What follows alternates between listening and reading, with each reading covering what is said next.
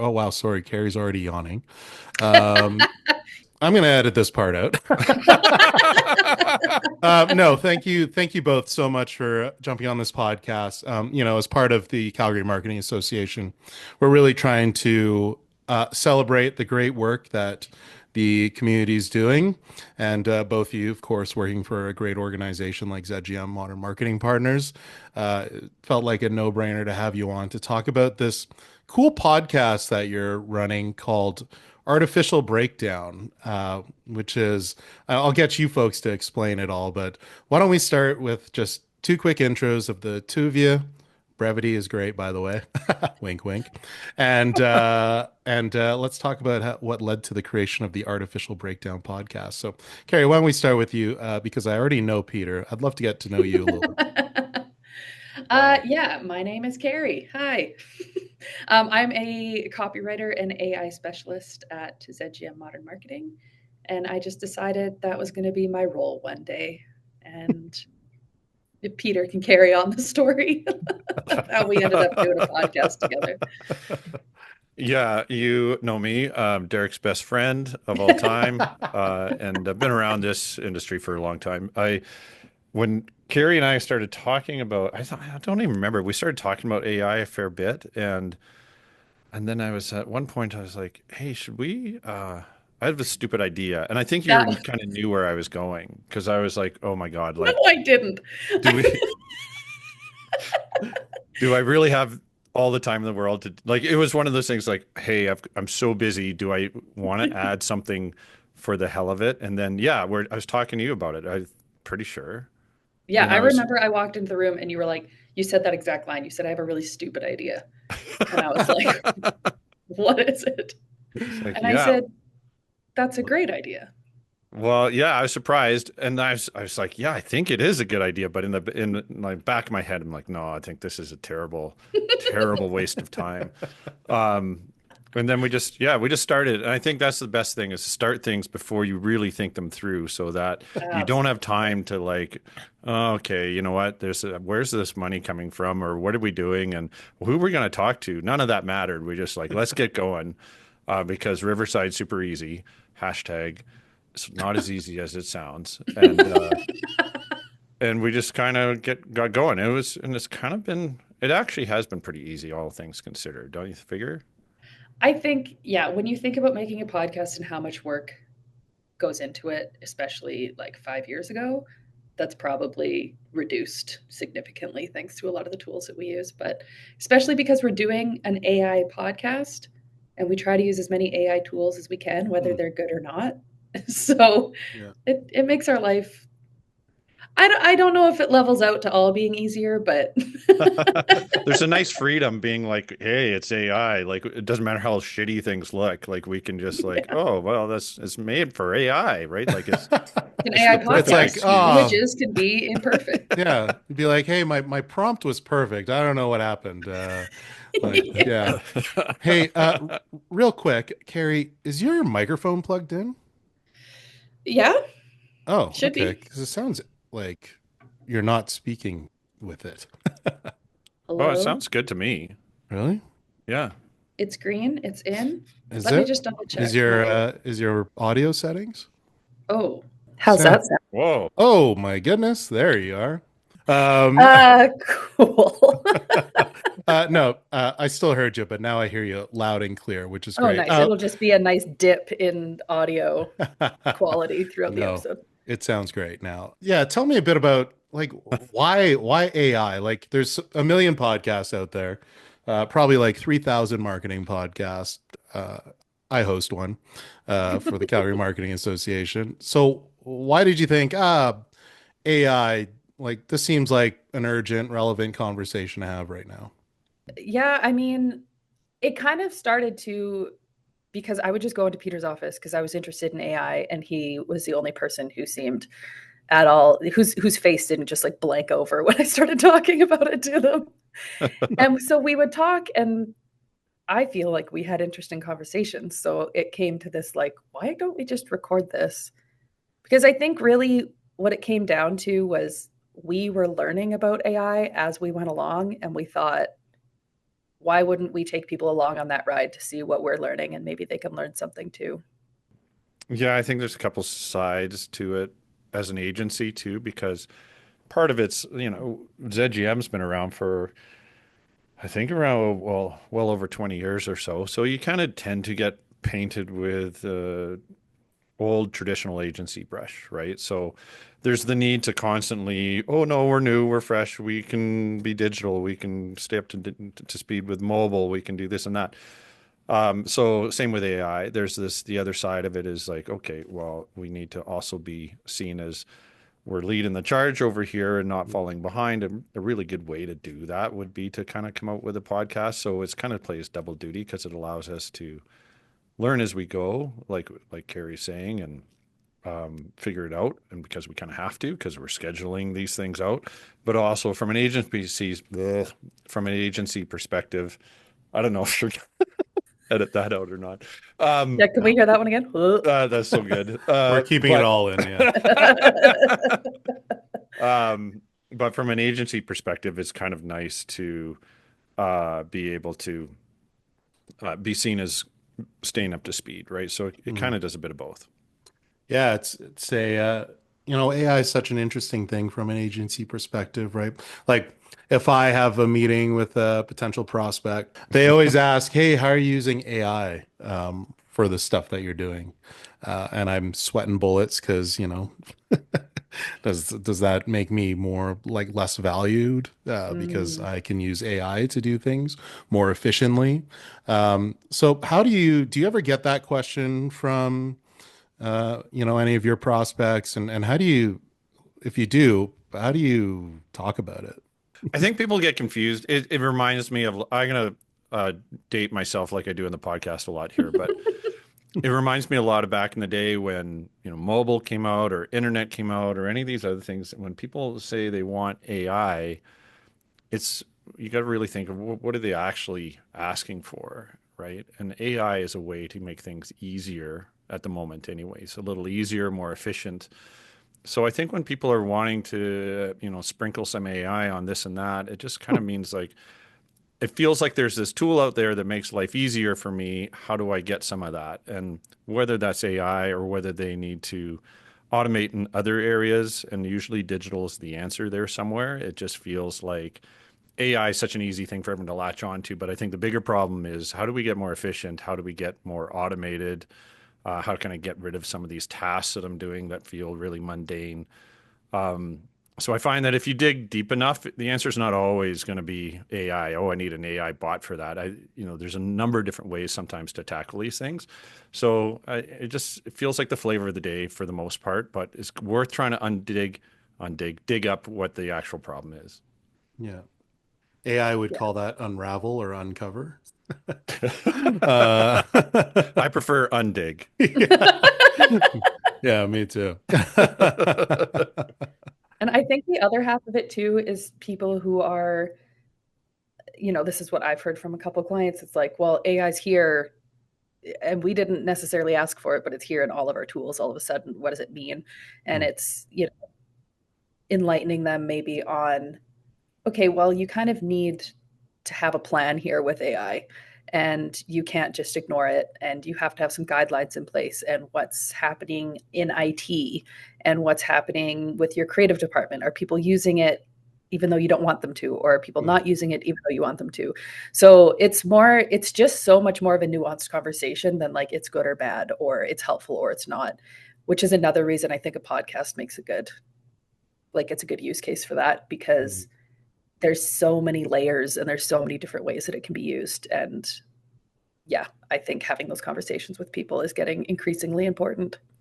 Yeah, it's certainly the podcast format itself certainly provides a bit more of a human connection to it. You said something interesting there, Carrie, about uh, like, do they want your creative teams to use it or not use it? Is that a thing? Like, has there been objections from, I don't know, your creative director or clients about like, oh, I want to do this campaign, but if I get any glimpse of any AI thing in it, like a rocket ship or, you know, in a fast-paced world, et cetera, et cetera, Mhm. uh, we're firing you. Sorry, maybe that might be a little too harsh, but like, do you get that a lot?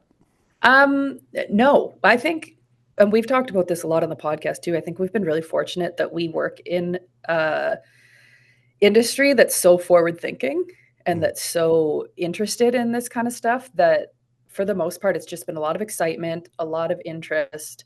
Yeah, the department heads at ZGM have all been amazing at, being willing to work with us and try some new things out. So yeah, I feel like we've been pretty lucky. We do have a couple clients who would prefer we don't use AI, so we don't, and that's kind of the answer. But how do they know? I mean, great question, Derek. Aside from like, you know, aside from like, maybe the designer tries to make hands using an AI prompt and there's like 9 fingers and their hair looks like spaghetti, literally. How do they Which know? And I think that's the other part of it too, is like we're not using it for any final product. That would just never fly for anybody. And client wouldn't want that. We wouldn't want that. Consumer wouldn't want that. Like I've seen a few ads out recently that were clearly this big AI image. I saw it on the bus actually.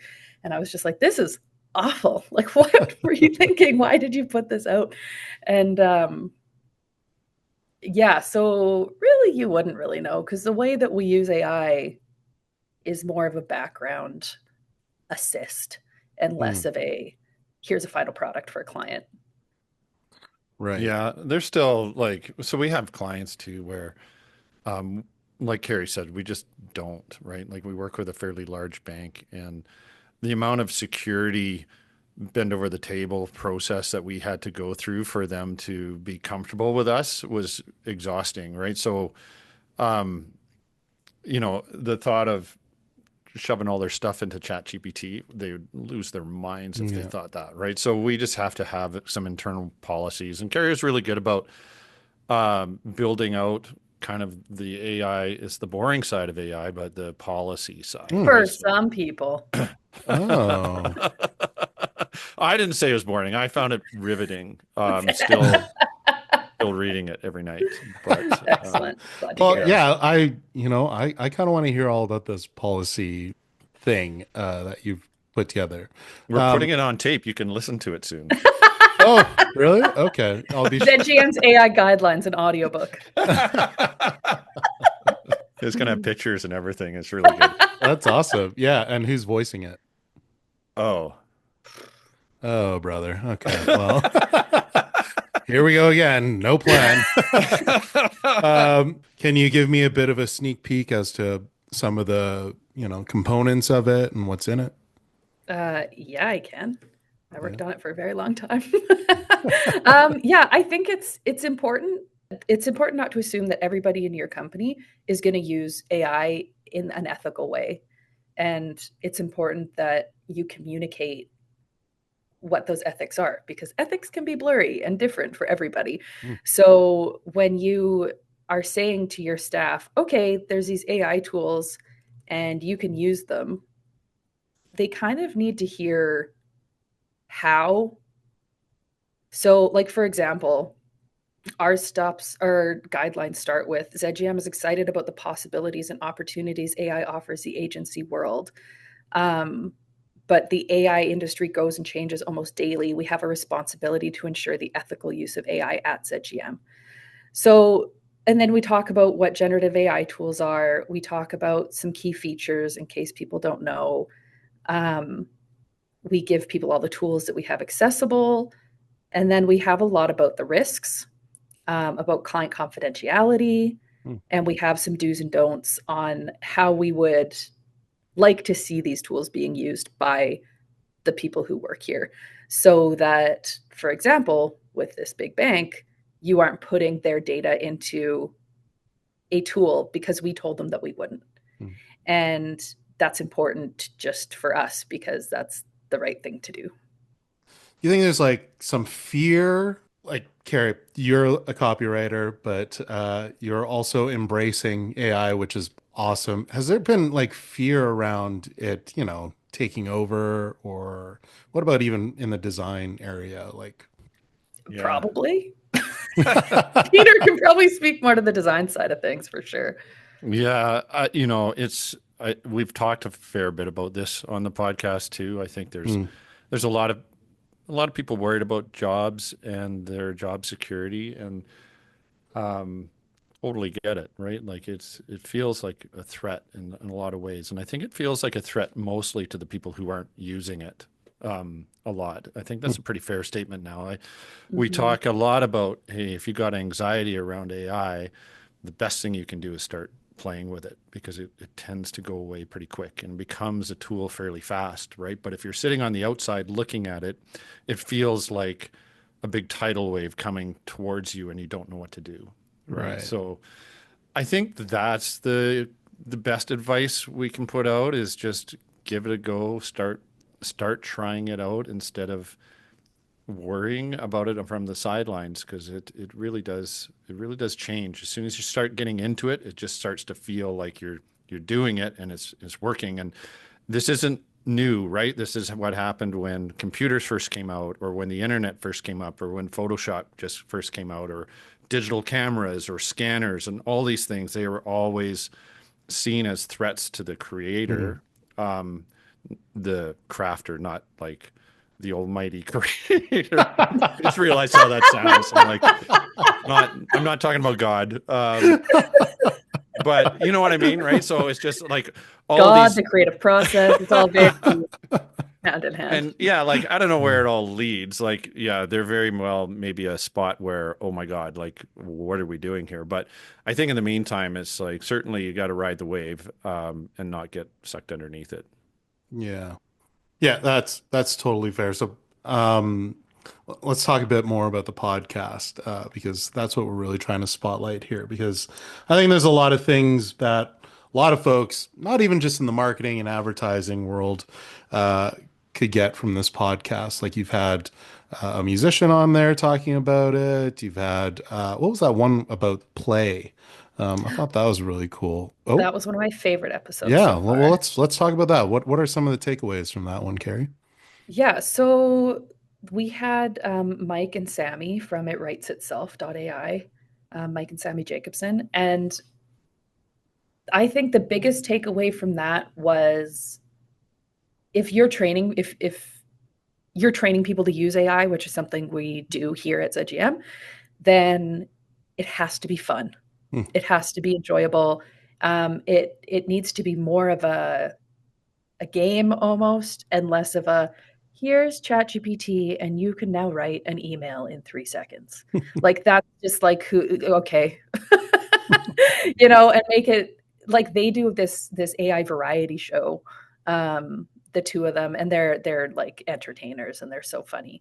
But just bringing a bit of that in and letting people just have fun and act like a kid for a little bit, that's going to be what makes them less scared of it, which is going to Yeah. be what makes people play with it more, which is going to be what makes it get into their life more. Yeah. Yeah, it's very true. Like I mentioned earlier, the spaghetti hair. Like I remember one of my prompts was, "Hey, I want you to create this individual who's got like blonde spaghetti hair." And they literally gave me spaghetti hair, and I thought that was the most amazing thing ever, uh, which is awesome. What about yourself, Peter? Any big takeaways from any of the episodes you've had? You've had my friend Carl was on there. You've had Dave. He had that was a great episode as well. Um, Yeah, good question, Derek. I think we just released one actually this morning. I think that was the James O'Brien, the music one. I don't know why I was thinking about this, but every so often I do find AI getting overwhelming. You tend to maybe it's with everything that's going on in the US or everything that's mm, but sometimes you're like, what the hell is happening in the world and where is everything going? And AI, even though we talk about it a lot and we use it a lot, I do find sometimes it really can start making me a little short of breath. So the one with James, I don't know where we kind of got to this near the end of the episode, and I think I asked him a little bit about, hey, if I'm starting a band, like, what's the point? Like, you're gonna go out there and make some music. It's going to be ripped off instantly and like segmented across the internet. And, you're never really going to see the fruits of your labors. And he was like, no, no, no. The best part about it is getting together with your friends and playing live, and the feeling that you get from that. And it really started me thinking around, okay, yeah, the way to combat all of this is social interactions, which we've lost Mm. for the longest time, especially as, social media came out and everything along those lines. We've become more and more like isolated, right, from each other. Even our conversations are isolated, right? So as we get back together and we start going for drinks and playing frisbee and going to watch live music, like those are the things that are absolutely preserved without any worry of AI. So I just think there's this nice, hey, we need to swing back to maybe some of these things that we used to take for granted, like back in the 70s where you get in your bike and you go run over to your friends. Like that's the things that can never be replaced, right? And the more we get back to a social setting, the less worried I am about AI taking over the world. So it was there was such a neat knock-on feeling from that episode, and it had a lot to do with the stuff that James was talking about. Yeah, yeah, I love that. This is basically the second time we've mentioned more about the human element of things, right? Social interaction, even from a marketing standpoint. Peter, I had no idea you love frisbee so much. That was an interesting take on that as well. Do I? Yeah. um, I'm gonna float the bee this afternoon, I bet. the bee. I don't Oh my know. I God. think that's Okay. frisbee terms. Yeah. Okay. Sure. Mark's gonna kill me when he hears this. um, that was a good note about basically how your perspective on AI is kind of shifting since you've started the podcast, right? So, were there any things that you had been, skeptical about AI until you've started having these interviews with some of these professionals? It's a good question. To be honest, I thought we were going to get a lot of people on the podcast who were like, AI is the future. There's nothing wrong with AI. It's perfect and everybody should be using it. Like that's what I kind of, which isn't my mentality around it. But most of the people we've had on are in this kind of, use it when you need it. Use it. It's not there to replace people. It's there to enhance our great ideas that we already have. And use it sparingly and use it, take a break from it when you need it. And so it's actually been a lot of really, really refreshing takes that I was surprised to hear. Like we haven't had anybody on there who's like, yeah, who's like the Elon Musk of it all. Like, Yeah, Well, I was kind of expecting that from Carl just because he's so into it. I was like, oh my God, he's going to be such a fanboy around AI. And he has like such a healthy skepticism on it. So totally agree. 100%. That's good. Yeah, it's like the person who created fire, right? They like the lighter didn't come out and they're like, "Oh no, my job's done." Like Lighter. Yeah. imagine, I'm just picturing them being like, "Oh, no, Like, there's no way I can use that. To create fire just by like striking a match, I can't do it. There's no no, I am way." a purist. Yeah, exactly. I make it out of this stick and this rock. This is how to do it. So the podcast is awesome. You say 73 episodes off air, but I think there's only 7. What's next for the podcast? Do you have any guests we should be looking forward to? Um, what other conversations are you going to be having? Well, pretty exciting news, actually. We are going to be ending our first season by being the podcast sponsor at Inventures, which is Awesome. the Alberta Innovates AI and tech amazingness thing that is happening. Yeah. So we'll be interviewing some people who are going to be speaking at Adventures, which we're not Cool. allowed to talk about yet, but Okay. definitely keep an eye out for those. I think it's going to be some really interesting conversations. Okay, I've seen the keynotes for that, so Mhm. interesting. I won't say anything, but that's very exciting for you folks, whatever that means. But we'll definitely celebrate that once it's happened. Yeah. So I guess final question here: what are you most optimistic about? What are you most critical about when it comes to artificial intelligence? You go ahead, Peter. Let Carrie Uh, think. What's funny, we ask this at the end of a lot of our podcasts, and I now know I'm you like, do. oh, this is a good question. Yeah. yeah, it That's really that's is. why I asked it. I pay attention, all right? Wow. Yeah, Yes. I think I'm gonna maybe go on the glass half empty side, but I feel like agencies in general aren't taking it as seriously as perhaps they could be. I feel like this is the biggest thing since the internet, and maybe even more so, right? There's so many consequences and changes that are about to happen. So, I'm not necessarily saying it's going to blow apart agencies or anything like that, but I absolutely think it's going to be something that everyone needs to adapt to. So, there's a lot of people I know, like I was just saying here, the video is just crap and it's still making seven-fingered people, and you can spot AI writing a mile away here and there. All of that's like within the first couple of years that it's been out. So can I imagine like 5 years from now is it's going to figure all this stuff out. It's going to be able to generate websites. It's going to Mm. be able to make text that's undetectable from like great authors. So how are you going to adapt to answer that? And if you're not already in it, then I think it becomes really, really challenging to try and figure out where you're going to be. So I think right now we're in this experimental Wild West phase, and then things are going to get serious. So that's the thing I kind of keep in the back of my head is what is the modern agency going to look like? How are we going to change and adapt to this? And really spend some time thinking about it because I don't think status quo is going to be good enough. Yeah, that was a great response. Wow. Oh, Good thanks. luck, Carrie. So poignant. Yeah. Yeah. What Peter no, I'm just kidding. I I think there's a echo. phrase that goes around a lot that says, like, AI is not going to take your job. People who know AI are going to take your job. And so, I mean, this is kind of similar to what Peter just said, but yeah, if you're not jumping on at least learning how to use these tools, or at least acknowledging that these tools are going to change our work world, our life world, our everything world, you gotta get into it just a little bit more. Ignoring it isn't going to help anything. Yeah. And because on the other side of that too is there's a lot of terrible ways that you can use AI. There's a lot of Mm. bad people in the world who are going to use AI in a bad way.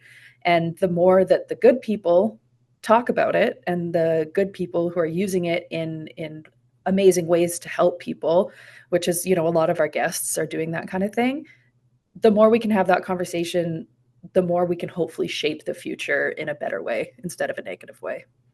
Oof. Love it. Goosebumps. There you go. Oh, haha. Awesome. Peter didn't give you goosebumps though. Yeah, he gives me goosebumps in other ways. Oh God.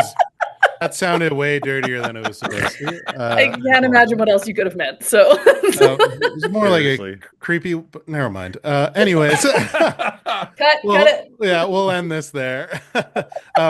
Thank you both so much for jumping on the podcast. I really appreciate it, and looking forward to listening to the next episode of Artificial Breakdown. What's the cadence there? When does an episode come out? Oh man. Oh. It's supposed to be a lot quicker than it is. I think that's probably because I'm doing the editing, but I think we're on kind of like a 3 week cycle, maybe 4 weeks. What do you think, Yeah, Carrie? I'd say 3 to 4 weeks. Every 3 to 4 weeks, you can expect Yeah, one. there you go. All right, Three to leave the four, maybe 5 weeks. Maybe yeah, five. Maybe leave two the if we get really excited. Yeah. oof, Okay, yeah. 3 months tops, and then we do another one. Yeah, just leave the audience guessing. That's how you're gonna make people want more. Yeah. Perfect. Well, thank you both so much. We'll chat with you both soon. Thanks for having us, Derek. Yeah. Thank you. Later, D. Bye bye.